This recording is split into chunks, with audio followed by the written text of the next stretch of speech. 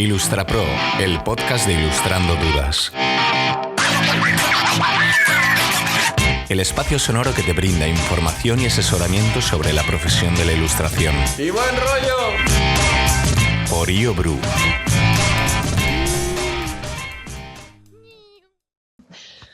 Muy buenas, IlustraPro. Bienvenido, bienvenida al programa de hoy. Segundo programa después de haber retomado el podcast. Estoy muy contenta porque a pesar de que la vida me lo está poniendo imposible, yo soy Kim Possible y lo hago posible. Buah, chaval. O sea, hola vida, por favor, ¿puedes dejarme un poco en paz? O sea, ¿puedes no ponérmelo todo a la vez? Ay, en fin.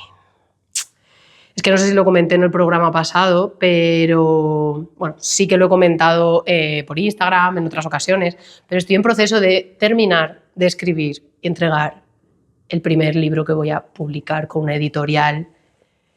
¡Puta madre! Con mi editorial favorita. Ya compartiré más información, pero se va a publicar el libro este año y estoy en la cuenta atrás de entregar el manuscrito con las correcciones que me ha dado la editora para poder ya empezar con la maquetación y la producción y demás para que se lance el libro en octubre. Entonces estoy cagada porque estoy currando como un animal con el libro, con 25.000 cosas, con mi mentoring, con el podcast, con muchas cosas y se ha juntado todo y luego otras cosas de la vida y es como, socorro, mátame camión.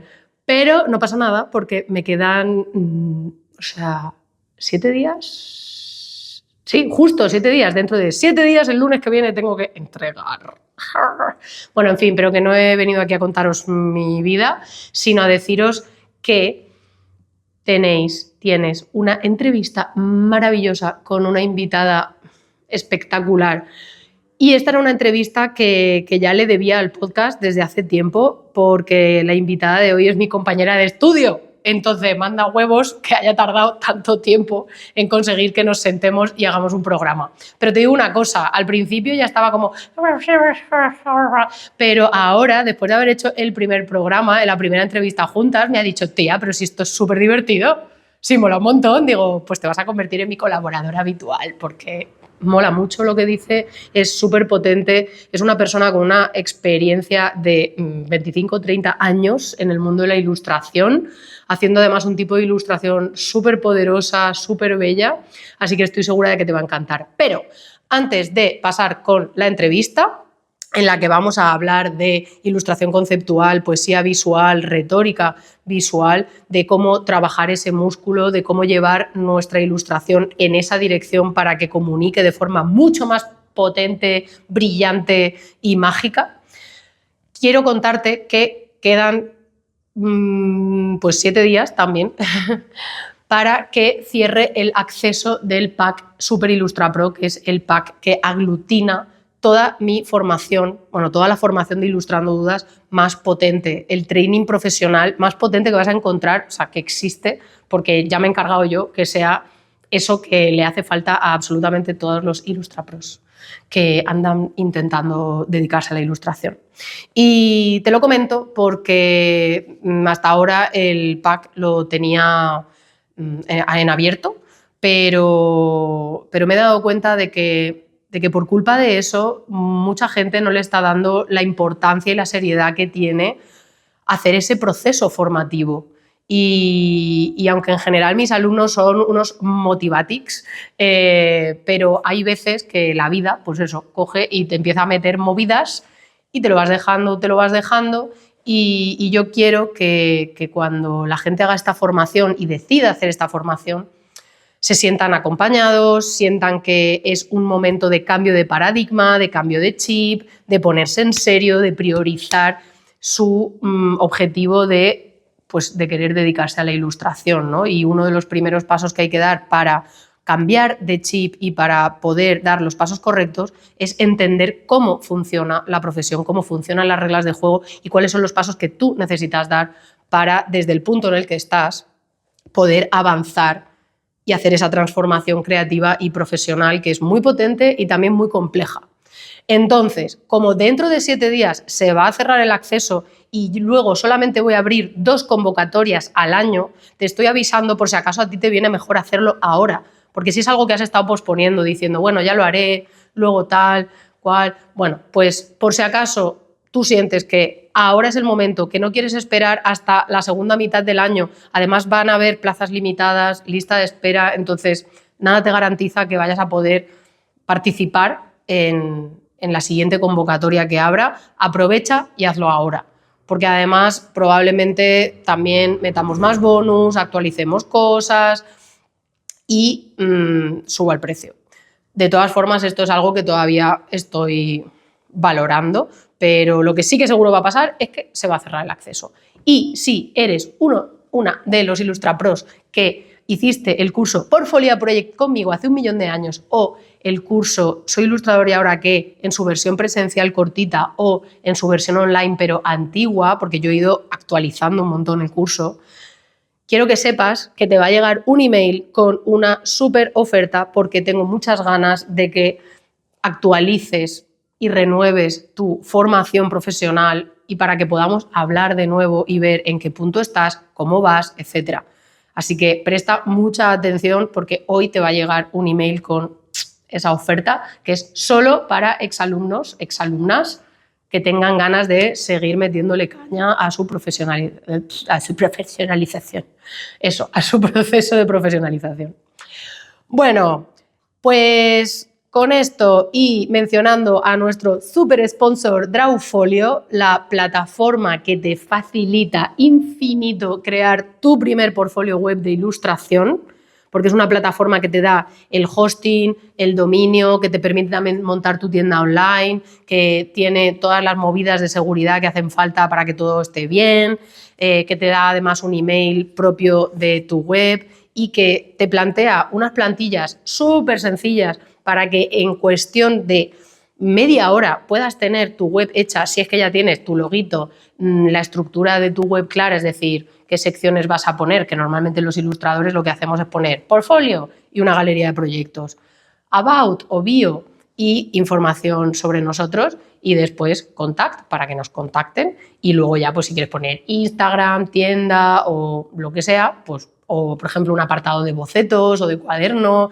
o de, yo qué sé, de ilustraciones más personales, por lo que tú quieras. Pero generalmente esa es la estructura básica y con eso ya tienes un portfolio maravilloso si es que tienes los contenidos preparados o estás trabajando en ellos. Así que te recomiendo que cotillees drawfolio.com porque te aseguro que es la opción más buena, bonita, barata y que te evita millones de dolores de cabeza para hacer una web que la gente se empeña en hacerla, que si con Wix, que si con Squarespace, que si con Adobe Portfolio, que si con WordPress. Es como, pero, ¿por qué os liáis tanto? Si con algo súper mega sencillo ya os va a quedar súper resultón. Y lo importante es que dediquéis el máximo tiempo a dibujar, a crear, a desarrollar vuestra voz, a mostrar qué sois capaces de ofrecer, ¿vale? Así que entra en drawfolio.com y vas a flipar cuando veas los precios, es que son, vamos, insuperables. Y si tienes cualquier duda de cómo hacer bien tu portfolio web, madre mía, cómo estoy, cómo se nota que es temprano, pues ya sabes que puedes hacer una asesoría cortita conmigo y yo te puedo asesorar para no solo cómo mostrar mejor tu trabajo, sino también cómo configurar mejor tu Drawfolio. Y ahora sí, con esto nos vamos a la entrevista con la maravillosa, estupendástica, super mega pro Noemí Villamuza. Tanto deslumbre hoy que la gente pasa y dice, ¿qué están haciendo? Ya, ahora, o sea, mientras estemos hablando vas a estar saludando a toda la gente del barrio. Hola, Noé. Hola. Aquí ya estamos. Sí, bueno, espérate, vamos a hacer una cosa. Voy a hacer... Hola, Noé, bienvenida. Hola. A tu propio estudio. Sí. A mi propio estudio en un nuevo formato. Yeah, baby. Me hace muchísima ilusión que por fin hayas podido estar en el programa porque nos conocemos ya desde hace bastante tiempo, llevamos un tiempito compartiendo estudio y tenía muchas ganas de hablar contigo, de pillarte y hablar contigo. Venga, vamos para allá. Bueno, en primer lugar, vamos allá al lío. Para quien no sepa quién es Noemí Villamuza, que si no lo sabes mal, vete a buscarlo ahora mismo, pero también nos lo va a contar ella.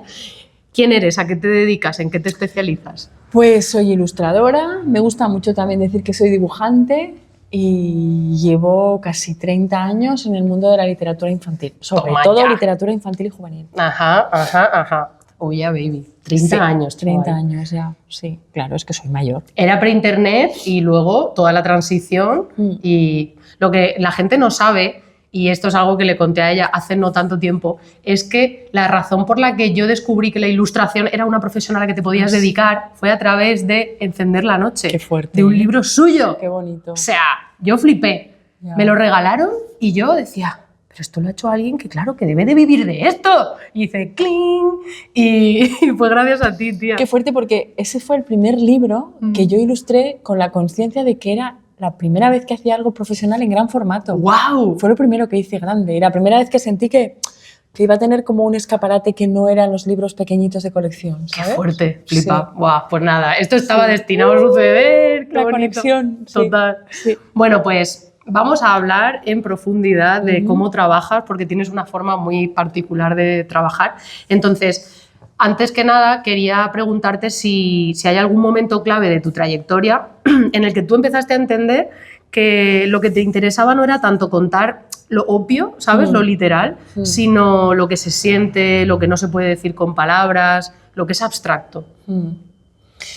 Yo creo que, si bien comencé ilustrando libro de texto, que fue una escuela bastante maravillosa. Sí, hace mucha mano. Entre que haces mano, aprendes los timings, como el tiempo que tienes de generar contenido, de darle color, tiempos de entrega, los acabados, pam. Claro, haces oficio a saco. Y eso sí que era literal. Era como, vale, en esta página va retratado Beethoven, en este otro libro de ciencias hay que meter balanzas, alambiques y no sé qué, en este otro tal... Pero de repente pasar al mundo de la literatura infantil y sobre todo empezar a compaginarlo con poesía, con ilustrar poesía, es como... Yo creo que ahí hubo un clac mezclado con todo lo que yo empezaba a consumir. Ajá. Porque aunque no hice una especialidad de ilustración como tal, que teníamos en Bellas Artes, teníamos pintura, escultura, historia del arte, todo bastante clásico. Tradicional, claro. En el penúltimo año de carrera tuvimos una optativa que compartía fotografía con ilustración. Pero, claro, porque se consideraban como, bueno, esas artes menores complementarias para la especialidad de diseño gráfico, que era lo que yo estaba haciendo. Claro, ¿quién me iba a decir a mí que una vez empezada esa asignatura se me iba a abrir un mundo con un profesor que además para nosotros era un dios, porque era ni más ni menos que el director de arte de La Bola de Cristal? Qué guay. Que para los que hemos nacido en los 70 y algunos en los 80, tú nada, porque tú eres una baby. De los 80, finales de los 80, pero sé lo que es La Bola de Cristal. Pero claro, para mí eso era como de palabra de Dios, te alabamos Señor. Pensé, o sea, este hombre es el que diseñó La Bruja Avería y los Electroduendes. Por favor, claro, amor. Estabais. Sí, incondicional a ese señor. Que además era un tío Miguel Ángel Pacheco. Un tío serio, que luego tenía mucho sentido del humor, pero que entró a clase muy serio diciendo, estoy aquí para que odiéis la ilustración. Wow. Y para que al final de cursos quedéis solo 4 o 5. Maravilloso. Es como cuando yo le digo a los ilustrapros, en plan, aquí hay que ¿sabes? En plan, solo los espartanos sobreviven. Esto va a ser muy duro, tal. Claro, en muy pocos meses que duró la asignatura, nos metió una caña infinita. Sobre todo nos enseñó a argumentar los trabajos, nos ponía en pie para que... Claro, a dar feedback, a explicar, a saber hablar de lo que hacéis, por qué... Y me doy cuenta lo valioso que fue que era un tío en activo, o sea, no era un catedrático, ¿sabes? No era solo académico. No, era un asociado a la universidad que venía desde Madrid, un día a la semana, venía a Salamanca, dormía en un hotel al lado de la facultad, nos daba la clase y se iba. Como mucho tomaba café con exalumnos, alumnos, otros profes y luego se marchaba a Madrid. Y él estaba en el departamento de arte de Anaya. Flipa, o sea, metido en varias cosas. Qué guay, o sea, que sabía cómo funcionaba todo. Todo. Y sabía ver la gente que dibujábamos y que además podíamos dar una vuelta de tuerca y aprender a contar, ¿no? Porque él siempre diferenciaba entre saber dibujar y saber contar, saber comunicar, ¿no? Claro, cuando tú tienes 20 años, 19, 20, 21, y estás ahí como de, ¿qué debe ser eso de contar, no? ¿Cuál es la diferencia? Y luego teníamos profes en pintura que también nos generaban ese tipo de misterio que está muy bien para que tú luego busques, ¿no? Claro. Que al final lo de encontrar ese punto de de que sea diferente dibujar, ¿no? Que dibujar tenga concepto, Claro. o que tenga simbolismo, o que tenga poética, es algo como muy intangible, muy complicado y al mismo tiempo muy bonito, ¿no? De irlo descubriendo, porque lo descubres a medida que maduras. Y recuerdo que cosas como profesores de pintura diciéndonos, este cuadro le falta tensión. Y tú estás ahí que lloras por dentro y dices, ¿pero qué es eso? ¿Qué es tensión? ¿Cómo? Claro. Pero no te lo explicas, o tienes, falta tensión, o aquí tienes que generar un poco más de ruido, y tú estás diciendo, tú vienes del instituto. Claro. O de otras de los cosas, cómics, o de ser autodidacta, exacto. que nunca has recibido ese tipo de información. Y te traen estas frases grandilocuentes de viejos pintores que también son profesores y que quieren transmitirte, que está bien, porque también te inquietan y te obligan a buscar, ¿no? Y Miguel Ángel Pacheco en ilustración también nos daba como pautas y luego, a buscaros la vida, ¿no? Claro, pero es que también lo que estamos hablando, ¿no? de contar eso que va más allá de lo obvio, es algo en lo que cuesta mucho formarse y encontrar formación, porque la retórica es algo tan complejo, ¿no? Y tan sutil al mismo tiempo, pero tan potente al otro, ¿no? Es como... Y cuesta mucho encontrar gente o lugares donde realmente hayan estructurado cómo ayudarte a hacer ese proceso y conectar también con tu propia voz, con tus propios elementos, los que a ti te representan, a los que tú les das significado para luego poder insertarlos en algo que tenga sentido, que cuente, ¿no? Y que sea efectivo. Es que son muchas cosas. Claro. Y es que además esa retórica propia, que es como la voz propia cuando trabajas y empiezas a generar tu estilo, crece en paralelo a tu persona y a tus vivencias. Entonces, claro, y hay que vivir mucho para poder... Cuando pasas esos años de angustia de ¿pero cuál es mi estilo? ¿No? ¿Y cómo voy a encontrar mi estilo? Y te cansas de escucharlo, ¿no? Y tú mismo te has hecho esa pregunta y luego te la hacen, ¿no? Los estudiantes de pero ¿cómo voy a saber cuál es mi estilo? ¿Y cómo puedo hacer para tener estilo? ¿Y cómo se hace para vivir?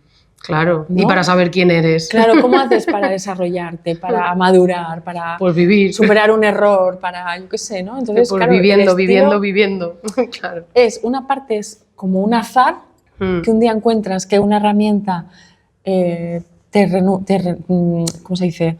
¿Te resuena? Sí, te resuena y empiezas a investigarla y a lo mejor no, a lo mejor sí, no sé, ¿no? Pero es como ir juntando herramientas, ir juntando elementos, ir juntando vivencias y no sé, un día te das cuenta que vas dejando a un lado lo que ya no te sirve. Claro, por los es un trabajo años, de descarte. Total, claro. Es como sacarse camisas, ¿no? Sí, Yo recuerdo de fascinarme pues, con los primeros ilustradores decimonónicos, ¿no? Pues te enseñan Alicia en el País de las Maravillas, ilustrada con esa exquisitez de grabado de Tenniel. Pues claro, dices, wow, plumilla. Y luego de repente ves los bocetos de Toulouse-Lautrec o ves los cuadros de los cartelistas como Alphonse Mucha y dices, wow.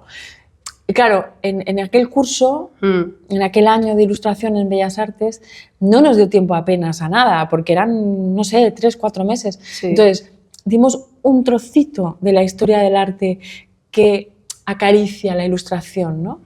Y a mí me tocó enganchar eso con lo que encontraba en las librerías. Claro. Que ya eran los primeros libros de álbumes, ¿no?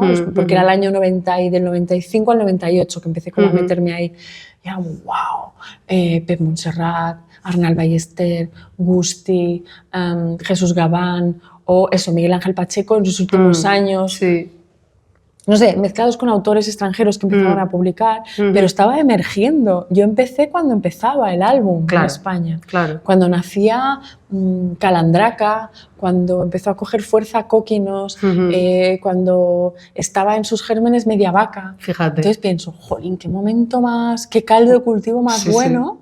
Sí. Incluso recuerdo, ya licenciada, que Miguel Ángel Pacheco nos invitó a un grupillo selecto de los que teníamos más intención de dibujar y que nos gustaba y tal. Nos dijo, oye, se va a celebrar un simposio sobre el panorama de la ilustración en España, así todo muy... guay, ya todo muy serio. En Salamanca, que era donde todavía vivíamos. Entonces, estar allí, en ese caldo de cultivo, con editores, ilustradores, escritores, diseñadores, que estaban hablando del panorama del álbum. Total, claro, qué guay. Y de que estábamos intentando coger carrerilla de algo que ya llevaba años, décadas sucediendo en Italia, en Francia, en Reino Unido. ¿Por qué? Porque en España veníamos de lo que veníamos, claro, de la y esa resaca editorialmente hablando, pues había empobrecido mucho el mercado, ¿no? Y eso que aquí ha habido maravillosos ilustradores, dibujantes, caricaturistas, dibujantas, caricaturistas, ilustradoras, pero pues eso, ¿no? Teníamos que entender cómo es el lenguaje y yo estábamos allí como escuchando aquello y pudiendo enseñarles nuestro primer dossier, dejando nuestras tarjetitas. Portfolio. Claro, era como una microbolonia o como un, no sé, como estar en un... Sí, un congreso profesional, Sí. claro. O sea, tu primera conexión realmente con el ámbito profesional. Exacto, ¿no? la primera vez de batirte el cobre y decir, bueno, aquí hay gente que son profesionales, tú eres ilustradora, y tú dices... No lo sé, sí, bueno, yo quiero, pero... Claro, y ahí te descubres con tu falta de cimientos. No sé si puedo ser. Claro. Esto que comentas del punto, de ese caldo de cultivo, de esa época que viviste cuando empezabas, me parece súper potente porque, de hecho, algo que pasa muy habitualmente es que cuando pensamos en álbum ilustrado, ahora ya no, porque ahora ya lo que predomina en el mercado es otra cosa, pero había mucha literalidad.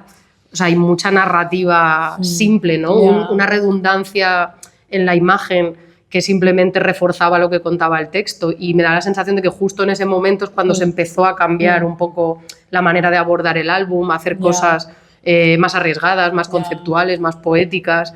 Entonces, en tu caso que venías del libro de texto, ¿cómo fuiste desarrollando ese lenguaje visual poético? Quiero decir, ¿te resultó más fácil entrar en el álbum ilustrado gracias a desarrollar ese lenguaje más poético, o te pedían literalidad?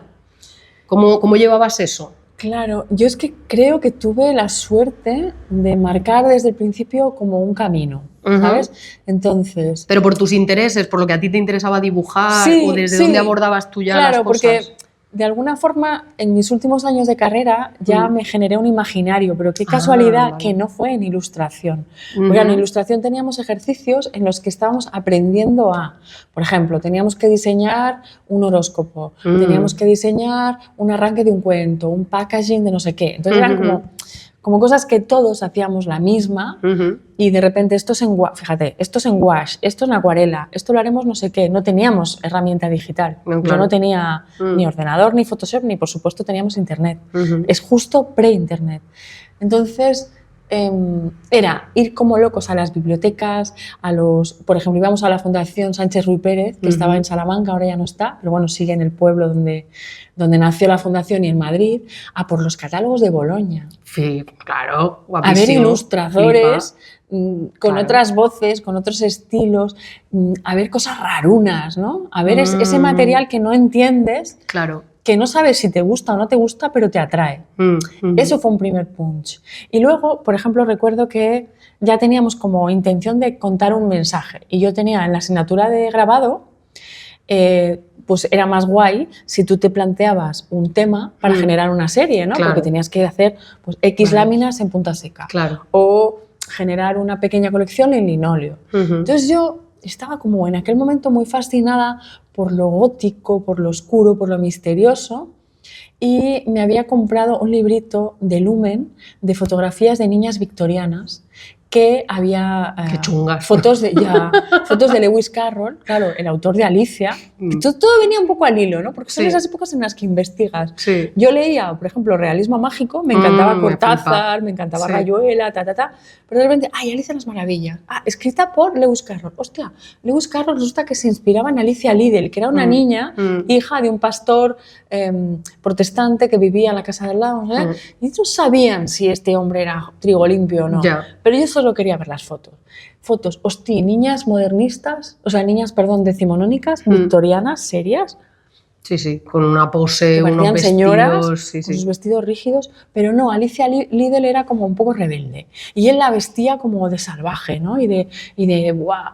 Y había ahí como una especie de relato detrás, no contado, que era muy interesante. Entonces yo empecé a dibujar a esas niñas y me hice una versión de las niñas en un dibujo pulido, como cuidado, como más formalito, y luego una versión salvaje del mismo dibujo.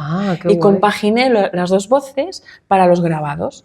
Eso quedó ahí, y cuando empecé mi carrera profesional y empecé a publicar libros, claro, yo estaba en otra frecuencia, estaba haciendo mi primer cuento, Oscar y el de correos, es un niño que tiene miedo a meter las cartas en el buzón de correos, que tiene miedo por la noche. Claro, es como, vamos a contar el estándar de cuento infantil. Y todo aquello había quedado como ahí. Guardadito, ¿no? En sí, stand-by. pero estaba, ¿sabes? Es como un clic, clic. Esto te interesa. El mundo de las niñas, el mundo de las niñas que se hacen mujeres pero que no se sienten mujeres. Entonces, al poco que empecé a trabajar en otro nivel, apareció en mi vida Vicente Ferrer, editor de Mediavaca, y en paralelo a el gran proyecto que fue hacer el libro de Nanas, él nos pidió a un grupo de ilustradores enorme de todo el mundo una palabra a cada uno para su libro Mis primeras 80.000 palabras. Wow, vale. Y ahí ilustré El asombro. Y el asombro es una niña que se está mirando una mancha roja. Y de repente como boom, hice un link y reconecté con aquellas niñas victorianas, con el blanco y negro, con la austeridad, con la palidez, con el rojo como contrapunto. Entonces yo creo que eso, de alguna manera en el libro Me gusta, que tú tenías como referencia, fue una especie de manifiesto mío de hacer unos niños marmóreos, que eran todos, parecían muertos. Todos son súper pálidos. No puse color carne en ninguno. Ponía un poquillo de colorete, pero estaban muy pálidos. En los fondos sí que había color, pero siempre un color muy bajo. Y claro, no había la costumbre, ¿sabes? No estaba esa cosa de... Pero pon los colores más vivos, que es para niños. Y yo pensaba... Pues que los niños también tienen toda esta complejidad interior, todas estas contradicciones. Y recuerdo que Javier Sobrino, que era el autor del Me gusta, me dijo, pero los niños tan pálidos parecen muertos, ¿no? Claro, era chocante. Claro. Pero yo recuerdo que por alguna razón intuitiva dije, no. Y qué contraste, ¿no? Razón e intuición. Sí. Algo me dijo, sí, no. pero tú eres una persona muy intuitiva. Defiéndelo. Tú haces mucho caso a tu intuición, ¿sabes? No Entonces, sé. Y me sentía que estaba haciendo algo súper edulcorado y facilísimo. Ya, tú para ti ya era como muy políticamente todo correcto. Era muy cookie, muy mono. Pero claro, metía a un niño con cara de súper sinvergüenza, con un helado, con un pastel súper deforme. Intenté colar alguna cosa así traviesa, pero pensé que para mí mi primera transgresión era colar unos personajes palidísimos. Ya. Y luego con el tiempo la gente habla de que en esas páginas hay el niño que escucha las rosas en vez de olerlas, ¿no? Y entonces hay imágenes de ese libro que se hicieron icónicas y ya trascendieron de si los niños eran pálidos o no. Y pensé, vale, pues entonces hay algo, una espiritualidad, un reposo, un buscar el silencio, no sé, una dulzura que empezó a convertirse en algo característico mío. De tu voz, de tu voz artística. Es que antes que estabas comentando, ¿no? lo difícil que es y la presión que es decir cómo encuentro mi estilo, cómo encuentro mi voz, ¿no? Cómo la desarrollo, cómo la encuentro, más que cómo la busco, cómo la encuentro. Claro. Y claro, es cierto que es un proceso muy difícil de hacer, que es un proceso que se puede hacer de forma ordenada y dirigida, que es lo que yo he acabado descubriendo con los años y es a lo que ayudo a mis alumnos en el mentoring y demás, pero que cuando lo haces por libre es muy azaroso también. Entonces, por ejemplo, elementos que forman parte de tu voz. No solamente a nivel gráfico, sino también a nivel conceptual. Por ejemplo, tú tienes una línea que es la base, es súper poderosa, es súper expresiva, es muy potente, pero al mismo tiempo es muy tierna, es muy suave, es muy sensible. Entonces, transmites dos cosas opuestas a la vez y me parece que... Ostras, nunca lo había visto así. Sí, porque tu línea tiene un montón de fuerza, pero lo que tú representas... lo representas con mucha ternura, con mucha suavidad, con mucha delicadeza. Porque es sucia, es una línea sucia, pero redonda. ¿no? Y Tiene claro, mucha... es muy exacto, es muy expresiva, es muy gestual, es muy instintiva y eso transmite fortaleza, ¿no? O sea, impacto. En cambio, cuando alguien creo que ve tus ilustraciones, lo que siente y lo que recibe es ternura, delicadeza, amor, aunque toques temas duros, que eso no le quita fuerza. Y eso me parece muy interesante. Siempre he sentido que el color ha sido como algo más de acento, ¿no? Y me ha encantado que siempre has priorizado mucho una visión, como se nota que tienes una manera de observar y de habitar el mundo muy tuya, muy particular, porque lo que tú ves y lo que tú transmites en tus ilustraciones son cosas que de repente podemos sentir, observar, pues por ejemplo, que un niño escuche las flores y no las huela necesariamente, ¿no? Pues son asociaciones que no todo el mundo hace y que cada uno debe de encontrar esa manera de observar y de habitar el mundo que es suya, ¿no? Entonces yo siento que hay una parte de trabajar tu voz que es darte cuenta de cómo tú habitas el mundo, de cómo tú lo observas, de cómo tú asocias cosas y te sorprendes de cosas, ¿no? Y me parece muy interesante tu manera de compartirlo. Ahora me quedo que no sé qué decir, claro, porque da mucha vergüenza que te den estos halagos.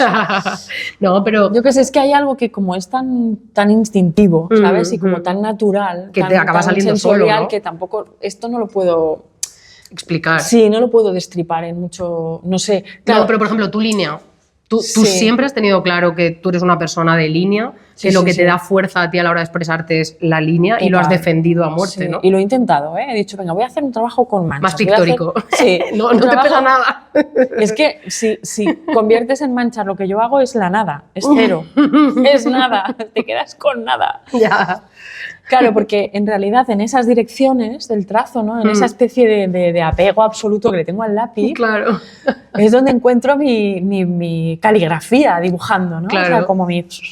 Claro. ¿Y por qué? Pues porque es que, claro, es como un transporte tan cómodo para mí, claro. La línea y el lápiz. Y cuando me di cuenta que dejar todo ese rastro de trazos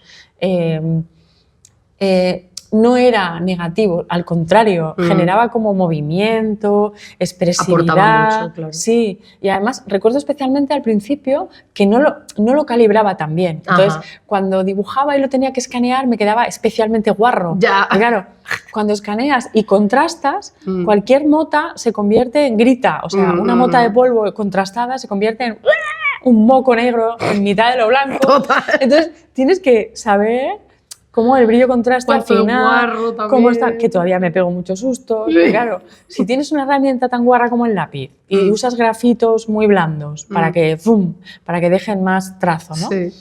Y te gustan mucho los fondos blancos, atención amigos, con el escáner y con la lupa y el revisar muy bien los archivos digitales. Que luego abres un libro publicado y dices, ¿qué es ese moco? Y se ve la goma limpiando un borde y que un poco más arriba no has limpiado bien. El trozo ya. Amiga, y te ha quedado ahí el mantel con unos restos. Sí, no me importa reconocerlo. Me ha pasado muchas veces. Claro que sí. Pues bueno, me ha pasado muchas, y me seguirá pasando. Somos humanos. Hay que aceptar que la imperfección es perfecta, claro, es parte de que sea único. Pero mira, enlazando con la imperfección y con lo que decías de la ternura, la suavidad, no sé qué, cuando yo hice el libro del Me Gusta, me di cuenta que estaba ya como dejando ahí como un pequeño legado de cosas dulces que no te creas que al principio yo era muy feliz, ¿eh? Dejé eso hecho y al poco tiempo me cayó ¡pum!, el regalazo susto del libro de Media Vaca. Claro, Media Vaca en ese momento... Claro, es que creo que eso cristalizó algo... 2 o 3 libros que eran muy punkis. Estaba en No tengo palabras de Arnal, en No tengo palabras, bueno, que no se ha traducido nunca porque es que dentro no hay nada. Es un silent book, es un libro que no... pero se titula No tinc paraules. Entonces, ese libro Arnal lo hizo con una concepción tan misteriosa, era una narración llena de ángulos, llena de señalética, de magia, era un juego, ¿no?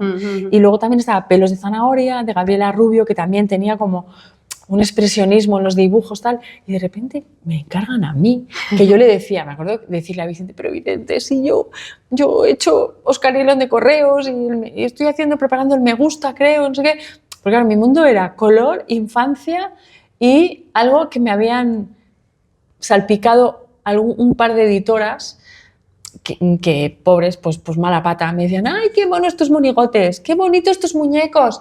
Y yo pensando, ¡no! ¡Horror! Claro. Yo no he hecho Bellas Artes y estoy peleando por encontrar mi voz. ¿Para qué esto? Entonces pensé, entonces me tengo que alejar de lo que hago. Claro, el error es que no entiendes... ¿De dónde vienen esos feedbacks? Claro. ¿Y tú cómo interpretarlos? Claro, y dudas. Claro, y ahí es donde dices, no, me tengo que alejar, tengo que ser más dura, más austera, más macarra, hacer cosas que den miedo, menos colores. Y en realidad, hasta en blanco y negro, en las nanas, aunque son oscuritas y hay cosas crudas y hay situaciones Pues porque son historias de vidas duras, de represaliados en la República, de gente en situaciones, bueno, de mucho conflicto personal, ideológico, pero hay dulzura, y la dulzura es igual las composiciones, los trazos y tal. Y todavía más, con los años, me di cuenta que había compañeros y compañeras que trabajaban desde lugares más angulosos y más conceptuales o con manchas más rabiosas, pero que me decían, ¡buah! ¿Cómo me cuesta dibujar niños? Claro.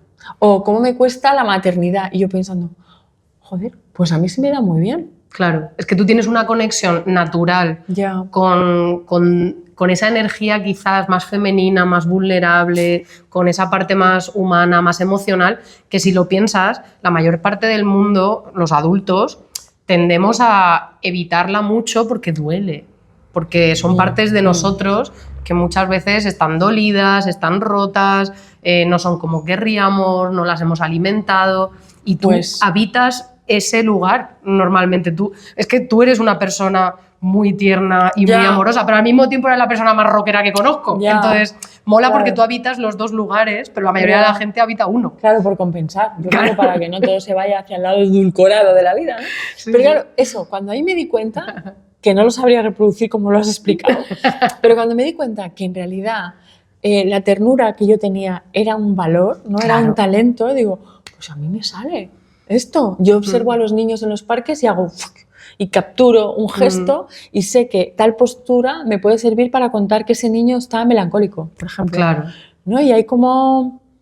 Tengo un montón de registros en los que ya estoy súper cómoda, que sé que puedo utilizarlos así, e irme al lado oscuro de la vida, me encanta, pero por más que lo intente, también de ese lado oscuro sale como algo cálido, ¿no? Pero ¿sabes por qué? Porque yo creo que también hay otra cuestión que forma muy parte de ti y que al final, pues, digamos que es una dimensión que siempre aparece en tus dibujos, que es la compasión. Yo creo que incluso en los momentos más oscuros tú sientes compasión por esos personajes, por eso que están viviendo, por eso que les pasa, ¿sabes? Entonces lo tratas desde ese lugar. Yo sé que es difícil tú darte cuenta de estas cosas tú misma. Y puede ser, ¿eh? Pero claro que sí. Yo veo que tú vives... Tú tratas a todo el mundo con mucha compasión. Llevas una monja zen budista dentro de tu ser. Vaya, pues nada. No, pero es muy interesante porque al final de lo que me estoy dando cuenta es de que quizás hay que hacer un recorrido hacia adentro, ¿sabes? Hacia estas cuestiones más humanas también para descubrir esos elementos más conceptuales, más retóricos que puedas luego usar en tu voz, ¿no? Que muchas veces cuando pensamos solo en contar desde, no sé, como desde lo externo, desde lo que aprendido, se ve, desde lo capturado, sin esa vulnerabilidad, sin esa parte emocional, ¿no? También me parece muy interesante. Y te quería preguntar, porque, bueno, es que si no lo sabéis, como estamos aquí en Barcelona ahora compartiendo estudio y demás, pues vamos a empezar a montar aquí en este espacio muchas cositas, entre ellas talleres, los hemos llamado talleres de la Costa, porque esta es la calle Costa, y Noemí va a estar haciendo varios talleres aquí, yo también voy a estar organizando cositas, he organizado campamento base, que sucede 2 veces al mes, y es para aprender y practicar todas esas cosas que no podemos aprender ni practicar en ningún sitio, porque son toda la parte de cómo ser profesional, cómo hablar de tu trabajo, cómo darnos feedback, cómo relacionarnos con otras personas, hacer networking, cómo negociar, cómo organizarnos, en plan, todo eso. La pelea práctica, Ostras, la pelea práctica con el papel, con el material. Exacto, con todo. Y con el diálogo directo. También, sí. Y nos lo estamos pasando muy bien el grupo que estamos, así que si te interesa, vente. Ya sé que no todos los que consumís esto estáis en Barcelona, ojalá, pero los que estéis en Barcelona, que sepáis que a final de abril vamos a hacer, bueno, Noé va a hacer un taller maravilloso de ilustración conceptual que se llama Otra vuelta de tuerca, ¿vale? Que es para llevar tu trabajo más allá de lo literal. Entonces, en este taller proponemos entrenar el músculo que es el más difícil, que es el de la retórica visual, de la ilustración conceptual, que es el que más cuesta de aprender porque, como habéis escuchado, pues no son procesos sencillos o obvios, ¿no? Entonces, ¿Cómo lo has ido entrenando tú y sacando tú a lo largo de los años? ¿Ha sido también de forma muy instintiva? ¿Es algo que te surge con la experiencia o lo puedes buscar, provocar, ejercitar, como darle una metodología para, pues eso, para poder sacarlo cuanto antes? No sé, yo creo que en el camino se me han mezclado como pequeños otros caminos, ¿no? Es como un tronco con muchas ramificaciones, porque te podría decir que ha sido una cuestión de peleas personales, prueba, error, no sé qué, pues que me doy cuenta que en el camino, desde los talleres que he hecho con niños, me han enseñado un montón, porque si a los niños les propones un taller de poesía visual, explicándoles que poesía visual es hacer híbridos, mezclar cosas, ¿no? Claro, asociar cosas que no son obvias, ¿no? Sí. De asociar. Y a un niño tú le dices, escribe en un papel, hazte una tormenta de ideas, dime qué te gusta, cosas que te gustan. Y generalmente los niños siempre salen los helados, el chocolate, los croissants, los donuts, comida fácil, ¿no? Sí. Unos espaguetis, una pizza, Vale, cosas de verano que te gustan, la playa, el mar, pam. Cosas, aficiones que te gustan, ¿no? Sí. La piscina, la bici, pum. Vale, ya lo tenemos. O una mascota, un perro, no sé, o alguien a quien quieres mucho, un primo, un amigo, vale, y ahora... vamos a jugar a mezclar, vamos a jugar a forma y contraforma, ¿no? Entonces, de repente, pasan cosas mágicas como un niño que me diseñó una bicicleta hecha con tableta de chocolate.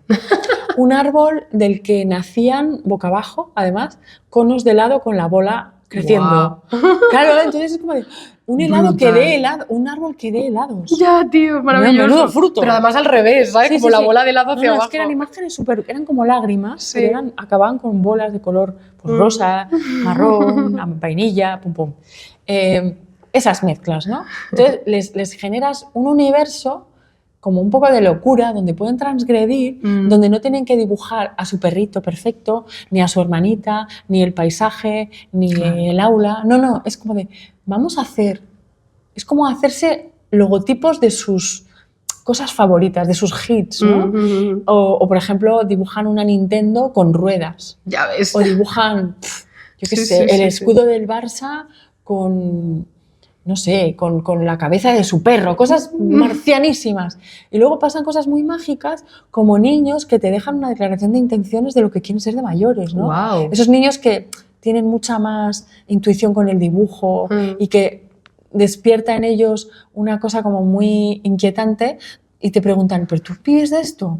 Y recuerdo una niña que dibujó una plumilla, ¿vale? De perfil, una plumilla con alas de libélula. ¡Hala, qué bonito! Y me dijo, es que cuando dibujo vuelo.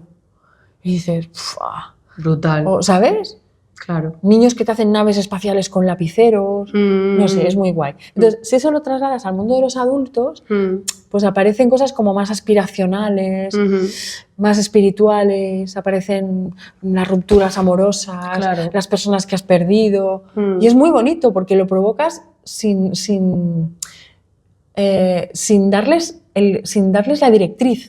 Claro, ¿sabes? pero al mismo tiempo solo pidiéndoles que fusionen cosas que les gustan, cosas que les han pasado. Claro, o sea que al final Brutal. se trata más como de que tú te pongas, si quieres aprender a incorporar esto a tu trabajo, se trata más de que tú te coloques en un espacio en el que alguien te pueda dar un poco como estas directrices, estas pautas, claro, para que luego tú vueles. Sí. Pero que en realidad es aprender cuáles son estas pautas para tú ir descubriendo estos recursos y jugando, porque es un juego, ¿no? Claro, y cuando ves cómo piensa la gente y desde qué lugares tan diferentes al tuyo articulan una idea, a mí eso me ha abierto la cabeza un montón. De decir, claro. El incomodarte con un reto, ¿no? Por ejemplo, pedir a todo el mundo que en el dibujo que has encargado para tal narrativa, todo el mundo incluya una cuchara. ¡Buah, qué guay! ¿Sabes? Como de, te voy a forzar, te voy a meter el dedo en el ojo y tienes que dibujar lo que quieras, pero incluye una cuchara y que tenga sentido. Claro. O que le generes ahí como una armonía, una gráfica, algo. Entonces, cuando ves cómo los demás trabajan y cómo tú tienes que acompañar, ¿no? Para que sigan su mensaje, pero que tengan mejor gráfica, que potenciar lo que están contando, o como decirles a los niños, y esto si lo tuvieras que enmarcar, ¿dónde lo cortarías? ¿No? ¿Cuánto espacio alrededor dejarías? ¿Cómo le darías más relevancia? Para que aprendan también sobre composición y demás. ¿Por qué lo has hecho en la esquina del papel? ¿Y tú por qué lo has hecho en el centro? Y generalmente esos niños más extravertidos, que hablan más fuerte, ¡buah!, dibujan con un trazo muy potente. Y los tímidos tienen una línea finita y borran mucho. Y no, espera, que no te lo puedo enseñar. Y todo eso, a mí todo eso ya me nutre. Hombre, total. Entonces, sí. Por un camino está lo que tú enseñas y lo que el feedback que te da, ¿no? El retorno de todo lo que les enseñas a ellos que te viene. Por otro lado está tus errores, tus vivencias. Y yo creo que también cuando decides que ciertas películas, ciertas músicas, ciertas recetas de cocina también formen parte de eso, ¿no? Como que tú reúnes otras disciplinas y dices, joder, en el próximo libro voy a utilizar pucheros. ¿Por qué? No lo sé, pero los voy a hacer entrar. Y aunque el autor no dice nada, yo soy la autora de lo visual y voy a hacer entrar el tema gastronómico de, yo qué sé, como una segunda lectura o... Claro, pero es que es muy importante porque al final... Ese es el juego. Claro. Es que muchas veces creemos que, que la imagen tiene que acompañar. Y es como, no, perdona. O sea, es que cada elemento, es decir, el texto por un lado y la imagen por otro, tienen su propia voz.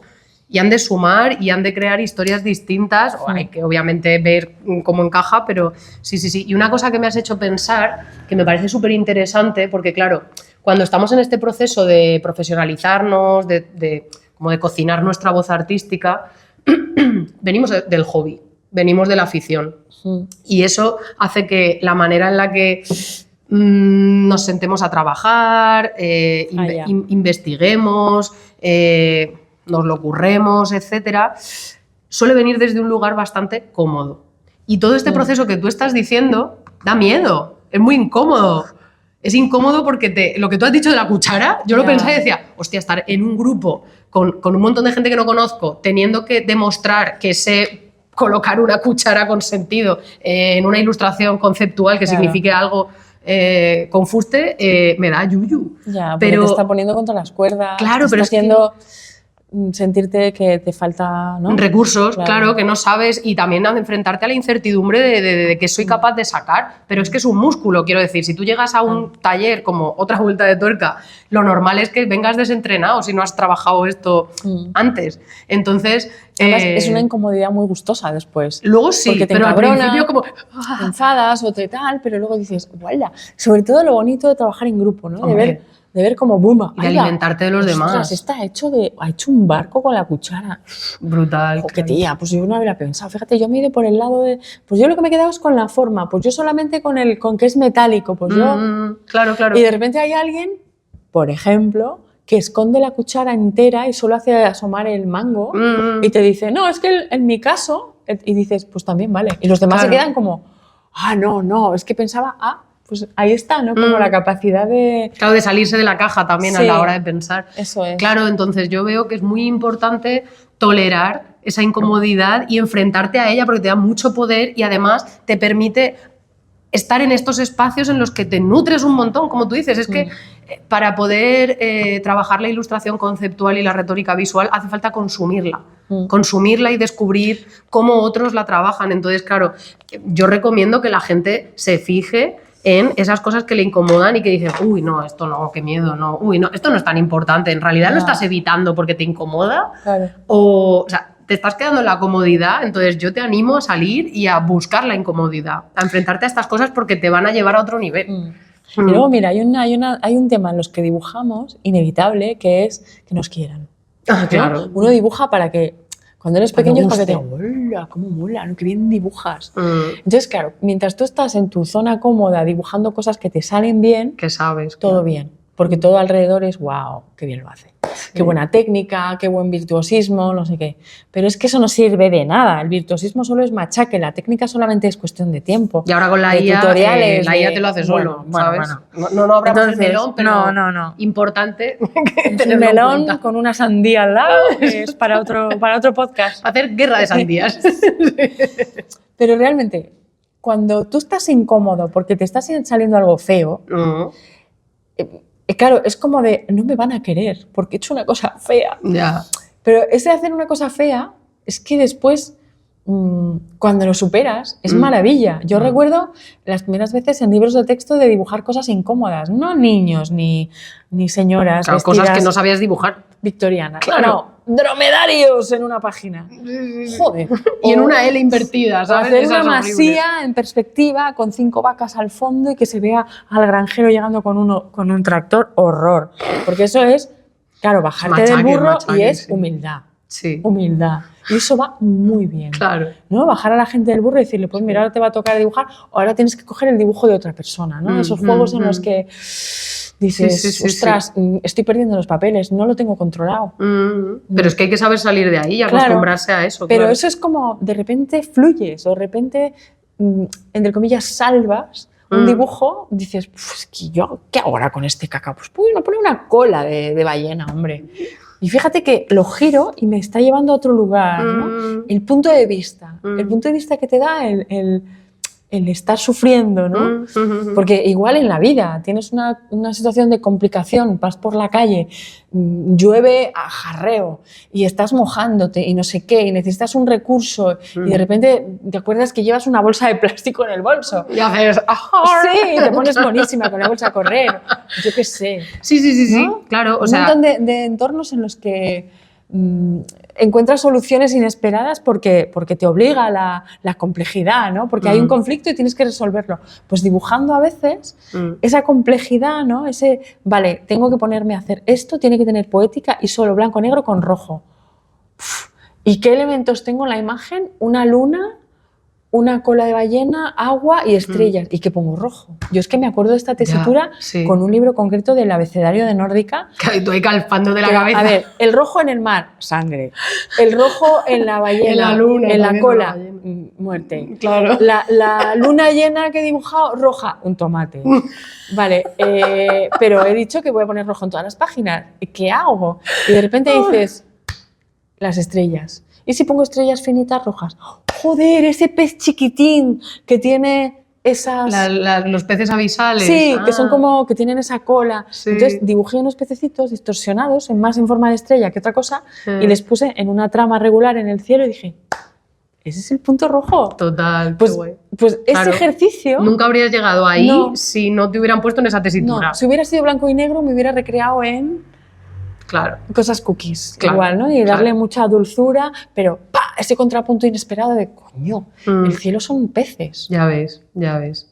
Pues Oye, ahí está el... Sí, y me parece que... El hallazgo. Claro. No, y por eso animamos mucho a que vengáis a hacer estos procesos. Que, por cierto, aparte de hacerlo el curso, o sea, el taller presencial, vamos a buscar la manera de hacerlo también online. Porque obviamente queremos que podáis beneficiaros de todo este conocimiento maravilloso que tienen. También pasan cosas muy chulas. Hombre, y el juego está. Hombre, La manera de jugar, de retar a la gente, dibujos directos también, con dibujos muy crudos. Sí, muy rápidos. Ya. Sí. Yo me acuerdo del taller que hice contigo en La Palma, que es que me fascinó. Yo ahí fue donde la conocí hace 2 años. Ah, claro, te quedaste en aquel taller. Claro, yo me quedé al taller y de hecho participé dibujando también y fue bestial. ¿El de la palabra contrarreloj? Sí. Además es que recuerdo que, bueno, es que no me quiero liar porque tenemos muy poquito tiempo y tengo un par de preguntas más que te quiero hacer. Entonces, quería preguntarte sobre el tema de la poesía visual y la ilustración conceptual relacionada con los diferentes mercados y especialidades, porque la gente se piensa que ilustración conceptual es solo para prensa, ¿sabes? O solo para un cartel o solo para una portada, pero tú en cambio te dedicas al libro y has hecho también mucha ilustración poética para formatos y contextos que no son los típicos. Entonces, yo quiero que tú le expliques a la gente por qué la poesía visual es potente en absolutamente todos los mercados, por qué aporta tanto. Bueno, yo es que, para empezar, no soy ni mucho menos la única que lo hace. Hay mogollón de ilustradores buenísimos, ilustradoras que trabajan desde ese lugar. Lo que pasa es que, claro, las técnicas también generan más o menos atmósfera con este tema de la lírica y lo poético. Pero sí que sobre lo que aporta, ¿vale? Que ese es el tema. Pues mira, aporta inquietud generar como un misterio y que tú le busques 3 pies al gato. Es decir, a mí de las cosas más bonitas que me pasan cuando hago una ilustración que consigo que tenga como esa complejidad, pero que sea amorosa de mirar, es que pienso, ojalá quien la mire encuentre cosas que no he puesto yo. Ya. ¿Sabes? O sea, que conecte con sus propias cosas y eso le lleve a la reflexión. Que tú confías en que en ese lector visual está haciendo su propia cábala, ¿sabes? Sí, su propio encaje, proceso, sí. Y que, no sé, concede su inteligencia, ¿sabes? Que dices, bueno, ahí te lo dejo. Y luego, claro, en ferias o en congresos, demás, te encuentras con gente que te dice, claro, es que en esta imagen que generaste esta sensación de frío y tú estás ahí, ajá. Sí, diciendo, wow. Claro, pero ves que la cosa va más allá. Claro, es que ha crecido, ha ido más allá de ti. Claro. Porque tú sí que has generado ese frío, pero de una manera muy sutil y alguien, ostras, lo ha recibido agarrado, sí, con más potencia. Qué guay, claro. Y yo creo que buscarle 3 pies al gato mola, o sea... Hombre, es que lo que provoca al final es que cuando tú consumes una ilustración que es muy literal, muy descriptiva, la consumes de una forma mucho más pasiva, no conectas emocionalmente, es como estás recibiendo información, es como si fuera un manual. Ah, vale, o sea, perro, fuente, niños jugando, no sé qué, ok. Pero cuando hay eso que te lleva más allá, tú estás conectando con ello y estás poniendo una parte de ti en la imagen para construir el significado. Entonces, cuando alguien ve un cartel con algo que le hace quedarse ahí enganchado y decir, hostia, es que se me ponen solo los pelos de punta, ¿sabes? Solo de decirlo, porque es algo que es muy especial. Entonces, eso puede encajar en cualquier tipo de ilustración, narrativa, descriptiva, estética. Total. O sea, tú puedes crear poesía de muchas formas. Bueno, pues nada, solo quería como que habláramos de esto porque la gente a veces se piensa de, no, pero si es que yo no hago este tipo de ilustración para estos mercados, entonces para mí, ¿para qué me sirve? Ni que sea solo tocar un poco ese tema, ya después te aporta tanto para solucionar imágenes o para permitirte una pequeña licencia en un dibujo y transgredir con nada, con algo pequeño, mínimo, pero algo que dices, no me lo han pedido, pero voy a incluir este ingrediente. Bueno, y ya no hablemos cuando en un álbum puedes meter tus guiños, ¿no? Hombre, eso claro. Es precioso cuando regalas una lectura que no es ni parte del encargo ni parte del guión. Sí. Cuando dices, voy a colocar aquí un escarabajo, que solo lo va a ver el hermano pequeño, que no lee, mientras el mayor está leyendo, el pequeño, mira. O cuando dejas símbolos, ¿no? Sí. Que vas dejando pistas, miguitas de pan. Que los ves en una segunda pasada, que no son de la primera lectura del libro, que permiten como ese reposo. Eso es un regalo. O incluso de proyecto a proyecto, algo que habite todos los proyectos. Sí, que salta. Eso es muy chulo, claro. Sí. Claro, es que al final, si tú no haces todo este proceso de autoconocimiento, de descubrir qué te atrae a ti, compartir, ¿no? Cómo quieres conectar con las personas, pues no lo vas a descubrir y al final pues tu trabajo se va a quedar en algo más mecánico. Por eso es muy importante. Bueno, porque es la manera, perdona, de no quemarse. Sí. Hombre, también, claro, ¿no? de que haya disfrute. Claro, tú sigues trabajando y al mismo tiempo pues haces alguna travesura, juegas, ¿no? Te montas alguna película diferente de un libro a otro para que... Pues eso, ¿no? Para sentir que ofreces algo diferente, que no eres una máquina de hacer la misma magdalena todo el rato. Claro. No, y que decir, es que, ¿y cómo trabajo el silencio o la ambigüedad o la sugerencia? ¿No? Es que son cosas que no son tan obvias y que requieren de que tú encuentres tu propia manera de hacerlo. Requiere de ejercitarse, de preguntarse y eso, de jugar. Es que es verdad. Entonces, si alguien, para terminar, quiere empezar a explorar esta dimensión simbólica en su trabajo, pero viene de un enfoque más literal, ¿por dónde le recomendarías empezar? Si quiere empezar ya a hacer un trabajo propio, ¿no? Pues mira, antes de venirse al taller. Sobre todo, leer.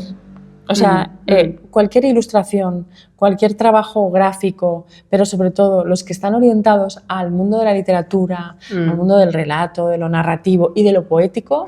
O sea, ¿cuántos ilustradores jóvenes que empiezan y no leen? No leen, porque dices, bueno, tienes que nutrirte primero. Que no leen ni imágenes ni texto. Sí, o sea, texto, ninguna cosa.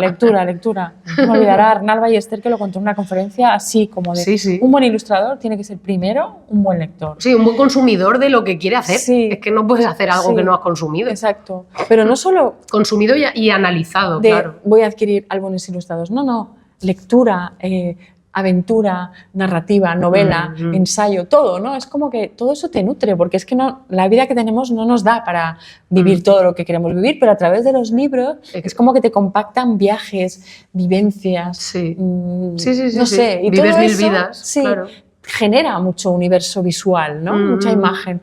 Luego, ser súper observador, de lo más doméstico y cotidiano del día a día hasta de lo más, yo qué sé, inspirador, como puede ser ir a ver un espectáculo de danza, una buena peli, un buen concierto, todo eso, no sé, contiene como... Sí. Pero en lo práctico, en lo de mesa, si te refieres a... Sí, pero espera, que quiero añadir una cosa a lo que tú has dicho del observador, de ser observador. Yo diría que además seamos observador del observador. Quiero decir, entiéndeme, que además de preocuparnos de contemplar, o sea, de darnos el tiempo de contemplar, de saborear, de observar, que es lo que tú dices, que nos demos cuenta de esas cosas que nos llaman la atención, que las apuntemos, que llevemos como un registro, que nos acordemos de, ¡buah! Es que lo que me ha llamado la atención de este espectáculo ha sido tal cual. el movimiento del pelo de quien estaba bailando, la luz que no sé qué, la voz, ¿sabes? Como la textura de la voz. Tal cual. ¿no? Y que creo la que es despensa. una capa más. Claro, sí, tío, como la biblioteca que te vas haciendo tú de recursos. Los ingredientes, ¿no? Exacto. Para luego cuando cocines. Ostras, aquí puedo utilizar la luz que vi en aquel espectáculo, porque es para contar una emoción parecida. Sí. A eso me refería. Sí. Y luego la parte práctica, dale recursos, diles cosas que pueden hacer para ir. La parte práctica, aparte de salirte del marco de lo que suelas hacer, jugar a transgredir, pues eso, ¿no? Mezclando elementos absolutamente, aparentemente inusuales. Hacer cosas... Hacerte listas de cosas como el ejercicio que decías de los niños, pero para ti mismo. O, por ejemplo, dejar de lado tu herramienta habitual y coger una absolutamente marciana. Buah, ya ves, eso es raya que te cagas. Mucho, da mucha rabia. Sí, da mucha rabia. Pero es como que haces un estiramiento muscular más potente. Te duele todo, pero... Hazme una composición con estas tijeras y estas cartulinas de colores. ¿No? Es como, dibújame algo con las tijeras. Wow. O este personaje que es plano está en este papel, coge plastilina, imagínate cómo sería en 3D. Wow. Imagínate cómo sería mirarlo desde arriba. Porque tú, ¿qué perfil tendría? ¿No? O si le pusieras en una maqueta, ¿qué tendría al lado? Cosas así, ¿no? Como, como descolocantes. Sí. Jugar con tipografías. Yo recuerdo que al principio me fascinó mucho el mundo de Joan Brossa, del diseñador y poeta, ¿no? Porque es un poeta visual, puramente jugando con una A trapecista, con letras mezcladas con la baraja, con los naipes, con... No sé, inquietar con un trocito de un reloj, o Chema Madoz, o Isidro Ferrer, que son las antípodas de mi trabajo, que es como mucho más orgánico. Sí, porque es verdad que esa es la escuela del minimalismo gráfico. Y la gente muchas veces asocia el minimalismo gráfico... ¡Hala! ¡Que perdimos los papeles! Literal. Total. No, pero que la gente muchas veces asocia el minimalismo gráfico a la ilustración conceptual y no tiene por qué ser así. Tú puedes hacer una ilustración conceptual y llena de metáforas que sea súper barroca, súper narrativa, súper de todo, que sean luego las antípodas de... O sea, es que la gente no sé por qué lo tiene conectado, supongo que porque en España es una escuela que ha sido muy fuerte. Claro. Pero no, o sea, está muy guay para inspirarse, pero tú te lo tienes que llevar luego a tu terreno. Totalmente. Y eso empieza también por descubrir cuáles son esos elementos esenciales que forman parte de tu voz, igual que antes tú has dicho, yo me agarré a la línea porque la línea era ese vehículo que me funcionaba. ¿Cuáles son los vehículos que a ti te funcionan? Claro. Haz las paces con ellos y úsalos. Claro, no digas igual no. es llenar un espacio de manchas de acrílico y generar ahí un tal y que luego eso en conjunto, no sé, me pongo a pensar en Manuel Marsol, que tiene esos monstruos, esas atmósferas, esas texturas, y sigue siendo muy poético, pero tiene atmósferas, o sea, notas la humedad de la montaña, notas ¿no? la textura del gigante, notas, no sé, es que hay tantos ejemplos, pero hay infinitos, pero lo que pasa es que siempre es más fácil empezar con algo muy básico, ¿no? Con algo más con sencillo, cosas muy mínimas, más icónico, ¿no? Sí. Pero esto es todo como todo. Igual te haces una serie entera de yoga, pero empiezas haciendo solo la primera asana, un saludo al sol, ¿no? Sí. Es un poco así. Empiezas con lo básico y luego vas como dándole capas de complejidad. Pues sí. Y yo quiero recomendar también un ejercicio que yo uso mucho con mis alumnos cuando me pongo ahí a hacerles trabajar el músculo como si estuviéramos en una clase, pero de CrossFit, ¿sabes? ¿Cuál es? Y es un ejercicio es coger palabras, conceptos, elementos que nos parecen... O sea, lo podemos hacer desde dos lugares, desde lo figurativo y desde lo conceptual. Entonces hay un ejercicio que es coger elementos figurativos, una luna, un barco, una casa, una puerta, una mano, y jugar a que coges una palabra por semana y en un cuadernito que tú tengas empiezas a buscarle significados, a dibujarla de diferentes maneras, a usarla para transmitir diferentes cosas. Eso desde lo figurativo. Pues sí. Y desde lo conceptual, pues coges emociones, cosas así más complejas, en plan sentido del compromiso, miedo, amor, lo que sea, los conceptos que sean, y entonces haces el mismo ejercicio, pero de dibujar de varias formas ese concepto. Claro. Y vas ahí como... También bastante incómodo, ¿eh? Es súper incómodo, súper incómodo. Sí. Pero bueno, que si quieres probar, y yo por supuesto pues lo que te recomendaría es que te formes con gente que te lleve, que te acompañe, que te explique, que te haga ver un montón de descubrimientos que a lo mejor tú solo, tú sola, pues te costaría mucho descubrir. Y porque es un proceso complejo, pero es súper bonito, y luego salen cosas tan maravillosas como el trabajo de esta mujer. ¡Nos tenemos que ir! Bueno, gracias, Rocío. Muchísimas gracias. Me llamo Rocío. ¡Ío! Es que la ella me llama Rocío. La R tiene un... Es cierto, y hace bien. Tiene un carácter. Así me hago las paces con mi nombre completo, que me cuesta un poco. Bonica, muchas gracias. Es el primero de muchos, ¿eh? El primero de muchos. Ha estado muy guay. Espera, va a ser el primero de muchos, ¿no, por favor, espero tener tiempo para... Eso, hazte la interesante. Voy a hacer, a ver si puedo. Mi agenda me lo permite y luego te lo digo, ¿vale? Venga. Pues, gracias. Chao. Chao. Yo sé que se te ha quedado corta la entrevista. Sí, yo lo sé. Si hubiera sido una maravilla poder extenderla un poco más, hablar de más ejercicios y dinámicas para poder entrenar ese músculo de la ilustración conceptual y de la poesía visual, pero daba el tiempo que daba y eso es una muy buena excusa para poder volverla a traer. Recuerda que si estás en Barcelona o conoces a quien sea que esté en Barcelona, avísale de que el último fin de semana de abril Noemí tiene taller aquí, el taller que se llama Otra Vuelta de Tuerca, que va a ser viernes y sábado. Juraría que son días 25 y 26 de abril. 25 por la tarde-noche y sábado súper intensivo. Con además happy hour al final de merendola, charreta, networking, que nos enseñe más de su trabajo. O sea, va a ser maravilloso. Así que ya sabes, si quieres más información, en los links de abajo la vas a encontrar. Y por último, vamos a dar paso a las turras ilustradas de Manuel Molvar, que siempre son maravillosas y que hablan de diferentes cuestiones por las que transitamos todos los ilustrapros. Da igual el punto en el que estemos. Él ya está en un punto de curro que le sale por las orejas y pues así nos lo explica. Así que, dentro Manuel. Hola. Soy Manuel Molvar y vengo a contarte cómo estoy. ¿Por qué hoy, precisamente?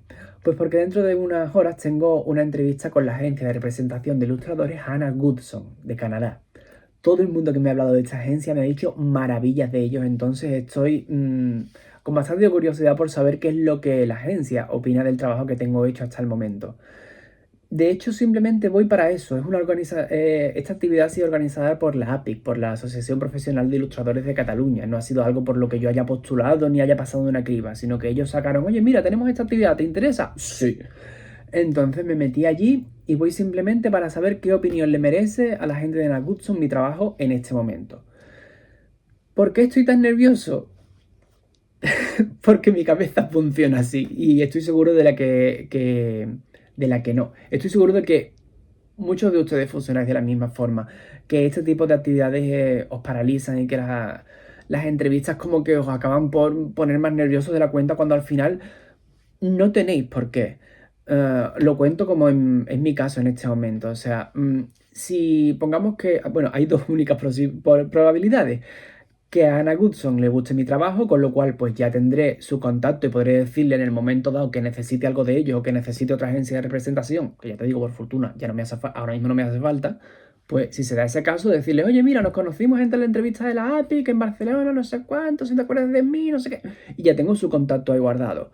Que no le gusta el trabajo o que piensa que el trabajo de repente necesita pues, una maduración mayor o necesita ir por otro camino, tal. No pasa nada. Mi carrera de ilustración va a seguir avanzando y puedo demostrarle dentro de unos meses, un año, el tiempo que haga falta, pues todas las novedades que hay para ver si con esas novedades ese portfolio se adapta más a lo que ella busca. Es un win to win. No hay manera de salir escaldado de esta. Y aún así yo estoy aquí pensando que la voy a cagar hablando en inglés, que va a pensar que soy un fantoche porque no me comunico en condiciones, que va a pensar que mi trabajo es una porquería cuando es mentira, lógicamente, porque ya hay una agencia que lo respalda y hay una cartera de clientes que ha confiado en él y de hecho han querido repetir conmigo. Y aún así estoy aquí pensando que la cosa no va a ir bien. Me está pasando a mí que ya llevo, bueno, no es que tenga una trayectoria muy larga como profesional freelance, pero sí que tengo ya, pues, lo dicho, una serie de clientes satisfechos con el trabajo. Entonces hago este mensaje para la gente novel que esté por hacer pues sus primeras entrevistas y esté como temblando de miedo de ir a los primeros eventos. No pasa nada, no pasa nada, es que al final no pasa nada, al final lo acabas pasando bien, acabas cayéndole en gracia a la gente, aunque no le caigas en gracia al entrevistador. Si el entrevistador de repente no le convence tu trabajo, en ningún momento te va a faltar al respeto ni te va a decir, oye, mira, esta puta mierda no me gusta nada, pero la voy a guardar, como decía Nurventura en su podcast, voy a guardar tu trabajo solamente para que cuando llegue a mi casa enseñárselo a mi familia y que nos riamos todos. No va a pasar eso. Simplemente te dirá, pues mira, creo que llevas una buena trayectoria, pero puedes mejorar en esto, esto y esto, y tú puedes pues coger esas anotaciones que te hace y aplicarlas, o no, porque de repente lo que ella te está diciendo va encaminado a la línea editorial que ella quiere o a la que quiere encaminarse en ese momento, y tú de repente pues estás queriendo encaminarte a otro sitio que no tiene por qué ser peor, simplemente pues vais en direcciones distintas y no pasa no pasa nada. Entonces, animaros así con las entrevistas, animaros a tirar para adelante con los eventos. Me están llamando, maldita sea, no me llama nadie y ahora que estoy grabando el vídeo me están llamando, fuera de aquí. Retomo. Que tiráis para adelante, tío, que al final siempre está bien conocer la opinión de gente, ya no solamente de profesionales que se dedican a esto, sino de agentes, de gente que está en otros mercados distintos a ti o que tiene un estilo distinto al tuyo. Al final uno siempre acaba enriqueciéndose y siempre acaba sacando algo bueno de todos los eventos. Si no es feedback, acaba sacando gente o acaba sacando experiencia, que al final es lo que importa.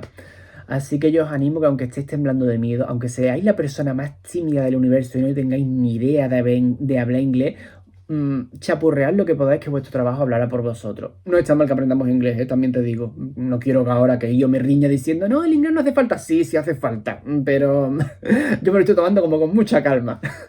Entonces, bueno, que para adelante, tío, que esta profesión no es solamente dibujar y estar aquí sentado delante de un ordenador, hay que salir a la calle, hay que hacer tu base de datos y hay que comunicarse también. Al final, el modo de cómo tú te comunicas en persona también es un valor de cara a los demás y es un valor añadido a tu trabajo. Así que vámonos para adelante, que ya estamos tardando. Hola, soy Manuel Molvar y hoy vengo a hablarte de las expectativas. Hace un par de semanas, o unas pocas más, porque ya la distorsión del tiempo la tengo loca perdida, hice una revisión. Vamos a centrarnos, por Dios. Hace un tiempo hice una revisión de portfolio con la agencia de ilustración, ¿no?, de representación de ilustradores Anna Goodson, que es una agencia de Canadá bastante top, por lo que yo entendía.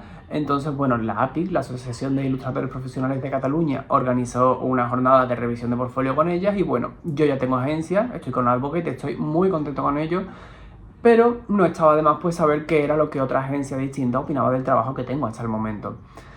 Entonces yo fui allí pues con mis expectativas y mostrando el trabajo que tengo hecho, que está muy orientado pues a libro ilustrado, a cómic, en menor medida a cartelería, a prensa. Entonces bueno, a ver qué tal, ¿no? La cuestión es que el trato que recibí fue como un poco raro. no sé. De repente sentí en un momento dado que no me estaba tratando como un profesional como tal. Entonces empecé a reflexionar. No empecé a reflexionar si yo era profesional porque ya sé que lo soy. Yo ya no dudo de mi trabajo. Yo me digo de todo cuando dibujo y me digo de todo viendo el portfolio, pero yo sé, en el fondo, que mi trabajo ya es bueno y ya lo vale. Pero empecé como a reflexionar de... Esta mujer no me está viendo como profesional porque no me estoy comportando como tal, porque el trabajo que tiene delante está bien. Es cierto que Anna Goodson se dedica más a un perfil pues de prensa, a un perfil más distinto, ¿no? Vamos a dejarlo ahí, es lo que yo hago. Yo estoy orientado muy a infantil y adolescente, ellos tienen una temática más, bueno, entre comillas adulta y más conceptual. Entonces, bueno, entiendo que mi trabajo no encaje de repente en la agencia, pero está bien que ellos me digan pues qué opinan de esto, ¿no? Y fue como que... O sea, sentí como que Ana había pensado que yo acababa de empezar, que yo había decidido ser ilustrador esta mañana y le había llevado pues, los 4 papeles con lo que tenía así hecho.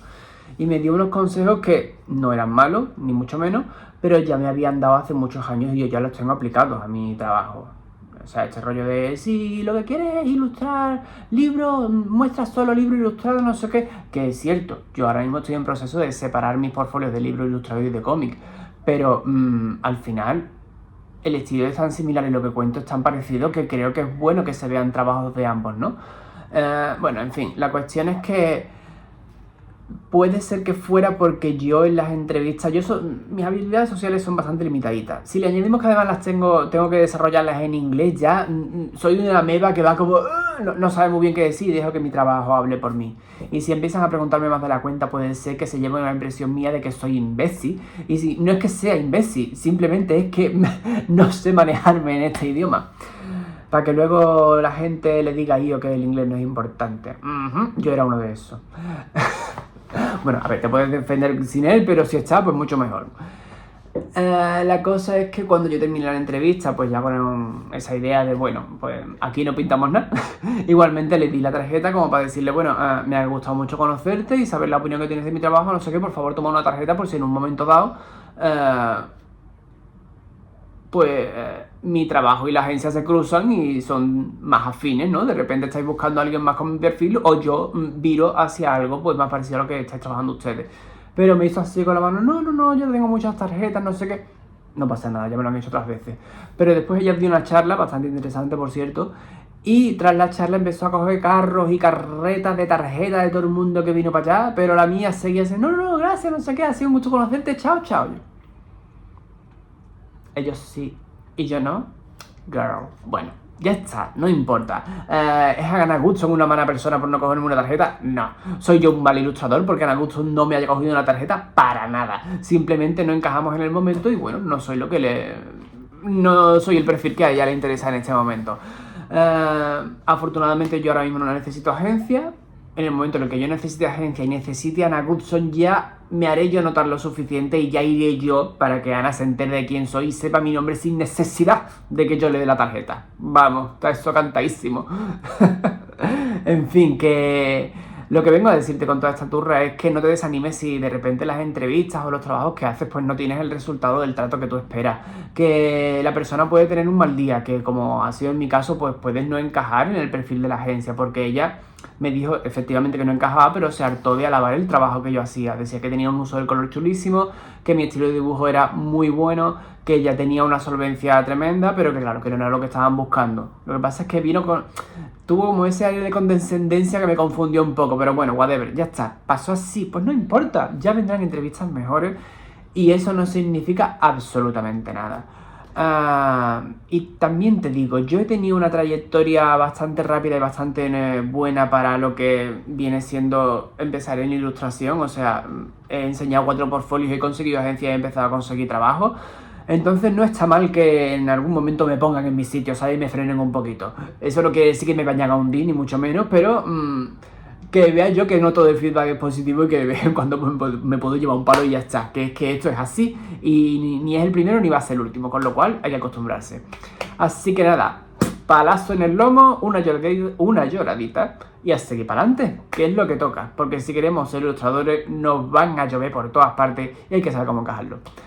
Así que nada, os dejo con Io, que de esto sabe bastante más que yo y seguro que os busca consuelo. O no, os lanza Yopu y os manda la porra. ¡Chao!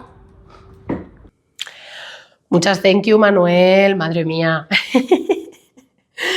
¿Cómo me gustaría tenerlo aquí a mi laico para escuchar estas turras ilustradas en vivo y en directo? Pero me da la sensación de que desde su cueva se siente más cómodo a la hora de contar estas intimidades, todas estas intimidades. Ay, en fin. Bueno, a ver, que mientras escuchaba más cositas importantes que te quiero compartir, porque ahora, desde ahora hasta julio, Ilustrando Dudas va a estar bastante on fire, van a pasar muchas cosas, esta va a ser como la temporada fuerte, porque digamos que como ya me empiezo a encontrar bien por fin, después de toda la mierda del cáncer y de la Dana y de su puta madre, pues, y siento expresarme así, pero es que el nivel de intensidad ha sido infinito, pues claro, le estoy metiendo caña a esto porque quiero estar presente, quiero ayudaros, quiero haceros mentoring, quiero asesoraros, quiero que os forméis, quiero ofreceros un montón de cosas potentes, tengo un montón de ideas, un montón de ganas, un montón de todo y me faltan horas en el día. Entonces, ¿qué más cosas interesantes están pasando? En las stories de Instagram he empezado a compartir, así como a goteo, información sobre un viaje para 6 personas que estoy organizando porque soy así de friki, porque he estado haciendo cálculos y económicamente, o sea, esto no es una manera de ganar dinero, ya te lo aviso, es simplemente para ofrecerlo porque soy tan friki que quiero que todo el mundo viva la maravilla que yo he vivido. Y te estarás preguntando, ¿de qué hablas? ¿De qué me estás hablando? Pues te estoy hablando de que estoy organizando un viaje de 1 mes y 10 días a Japón. La primavera que viene, en la Sakura Season, cuando florecen los cerezos, que mira, se me ponen los pelos de punta solo de decirlo, porque nunca he estado, yo solo he estado en otoño y eso ya fue, o sea, síndrome de Stendhal todos los días, a todas horas, todo el rato, o sea, una maravilla. Y no solo a nivel naturaleza, sino también pues, el lugar, la gente, todo, la comida. La comida, todo. Entonces, ¿qué pasa? Que me he asociado con Estudio Cura, con la residencia artística a la que yo fui hace 2 años ya, no me lo creo que ya han pasado 2 años, y he reservado una casa tradicional japonesa con tatami, maravillosa, una de las casas de Estudio Cura, para que podamos ir y convivir y hacer coworking, co-living y de todo durante 1 mes y yo poder enseñaros Itoshima y el sur de Japón, que es la zona más rural y más bonita y más barata. Entonces, es 1 mes y 10 días de viaje. No va a ser un viaje hipster, ¿vale? Que todo el mundo va a Japón y se piensa que Japón es todo precioso, súper hipster. No, o sea, hay el rollo hipster, pero también está el rollo real, que es un rollo como cutre bonito, ¿sabes? Así como decadente, un punto antiguo, todo, un punto así dejado, ¿sabes? Pero es que quiero que experimentes el Japón real y que convivamos en una casa y que nos lo pasemos pipa y que convivamos también con artistas de todo el mundo que van a estar ese mes, el mes de marzo en Estudio Cura. Y después te he organizado un viaje de 10 días con colegas que son guías que te van a llevar por Kioto, por Nara, por un pueblito maravilloso lleno de templos que se llama Ohara, que es un lugar que descubrí que es muy poco turístico, por Kanazawa, que se sale del circuito internacional, es decir, de los guiris, y que tiene un castillo y los jardines más bonitos que he visto en mi vida. Y claro, yo a los guías también les voy a decir, oye, estos son los rinconcitos que yo me sé, estos son los restaurantes, quiero que les llevéis aquí o allá. Y además son hispanohablantes, o sea que os van a ir explicando todo para que disfrutéis un montón y además lo estoy organizando para que sea, pues eso, lo más asequible posible. De hecho, he estado haciendo cálculos y el precio al que voy a ofrecer este viaje es lo que cuesta solamente el viaje de 10 días que hace la gente, pues eso, yendo a tutiplén. Y además he decidido meter una cosa muy friki que yo todavía no he hecho, pero que espero poder hacer, que es la entrada al Museo Ghibli en Tokio, ¿vale? Entonces, bueno, que estoy compartiendo información así a goteo porque todavía estoy organizando el viaje, pero a principios de mayo espero tener toda la información para que la gente que tiene interés en venirse un mes y medio a hacer una residencia artística conmigo, donde a final de mes hará una exposición colectiva junto a otros artistas del mundo, allí en Estudio Cura, y después el viaje de 10 días junto al grupo de 6 personas. Es un viaje como muy exclusivo, es que solamente cabemos 6 personas porque van a ser 2 habitaciones compartidas para que salgan más baratas dentro de la casa y 2 habitaciones individuales para quien necesite, pues por la razón que sea, pues más intimidad, más tranquilidad, más espacio, etc. Así que si te interesa, entra en los destacados de mi bio, ¿vale? En mi bio de Instagram, en destacados, verás Japón 2026. Y ahí tienes un montón de información porque además mis colegas japoneses me han estado mandando fotos y vídeos de cómo está ahora mismo Itoshima y Kioto y es, vamos, o sea, tienes que verlo. Es que... Y bueno, ahí vas a ver un formulario, un link para que las personas que estáis interesadas en venir podáis recibir más información. De hecho, ayer yo ya mandé un email con un montón de información a todas las personas que ya se han apuntado a la lista y pues eso, para que sepan precios, fechas y demás, y un poco pues en qué va a consistir la organización del viaje, cómo va a funcionar y todo eso para que se hagan una expectativa clara, porque obviamente hacer algo así es algo de una vez en la vida y bueno, es relativamente caro, aunque yo lo estoy haciendo muy barato, o sea, ya te lo digo. Así que es una gran oportunidad, piénsalo, si tienes ahorros y llevas toda la vida diciendo quiero ir a Japón, o sea, qué mejor que vivir Japón de verdad, la Japón no turística. Encima, conmigo, que soy una friki nerd que os va a llevar a todos lados, entonces te vas a poder relajar, pasártelo bien, trabajar en tus proyectos de ilustración, en tu portfolio, a mi lado, y encima vamos a hacer un montón de cosas súper divertidas, excursiones, comer juntos, o sea, te lo vas a pasar, no te haces una idea. Entonces, viaje a Japón, check. ¿Y qué más cosas? El pack, se cierra el pack, el acceso al pack el día 14, ¿vale? El mismo día que entrego el manuscrito del libro, dentro de 7 días. Si tienes cualquier duda, si no sabes si realmente ahora mismo te conviene invertir en esto o te conviene más otra cosa, formarte en otras cosas o que yo te mentorice, porque a lo mejor, por ejemplo, gente que acabáis de volver de Bolonia, todavía estaréis de resaca seguramente porque no ha pasado nada de tiempo, fue la semana pasada, pero sabéis que el post-feria es lo que va a marcar la diferencia entre que realmente os haya servido la inversión de haber ido y que no os sirva. Entonces, si no sabes muy bien cómo meterle caña a la postferia, cómo puedes sacar todas las conclusiones, extraer toda la información valiosa y hacerte un plan de acción de la leche, pídeme asesoría o pídeme mentoring. Yo justo ahora tengo un par de huecos para mentoring intensivo de 3 meses, ¿vale? Entonces, si necesitas acompañamiento, si necesitas ayuda, aprovecha y métele caña ahora, porque si se te enfría, ya te digo yo que te va a costar un montón retomarlo. Así que bueno, con todo esto y bueno, no sé qué más cosas. Bueno, nada, sí, es que pues eso, es que se me ha juntado con pruebas médicas la semana pasada, cosas de la vida. Campamento base, hoy continúa campamento base aquí en el estudio Noemí Villamuza en Barcelona.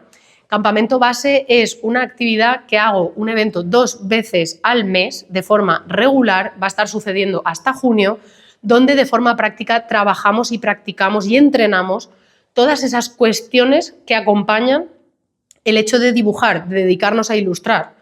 Todas esas partes profesionales que no tenemos ninguna manera de entrenar y de formarnos y de mejorar en ellas. ¿Cómo qué? ¿A qué me refiero? Pues organización personal, cómo mejorar nuestra metodología a la hora de trabajar, cómo negociar, cómo hablar de nuestro trabajo, cómo aprender a poner mejor los precios, cómo mostrarnos mejor. Todas estas cuestiones que tienen que ver con mostrarnos, hablar, tener estrategia, tener confianza, organizarnos mejor, tener disciplina, todas estas cosas y muchas más, que es que son tantas que es que se me olvidan, ¿sabes? Las practicamos los lunes por la tarde de 7:30 a 9:30 aquí en Barcelona. Así que si quieres venir, escríbeme, que somos un grupo súper bonito y nos lo pasamos pipa, porque además me aseguro de que sea con un formato pedagógico súper divertido y súper práctico para que te quedes con la sensación de que integras todo lo que te enseño, que para mí es lo más importante, ¿vale? Así que bueno, después de toda esta chapa de todas las cosas en las que ando a la vez, te mando un beso muy fuerte y nos vemos o nos escuchamos la semana que viene en el próximo programa. ¡Mua! Un beso, IlustraPro, que tengas una semana maravillosa.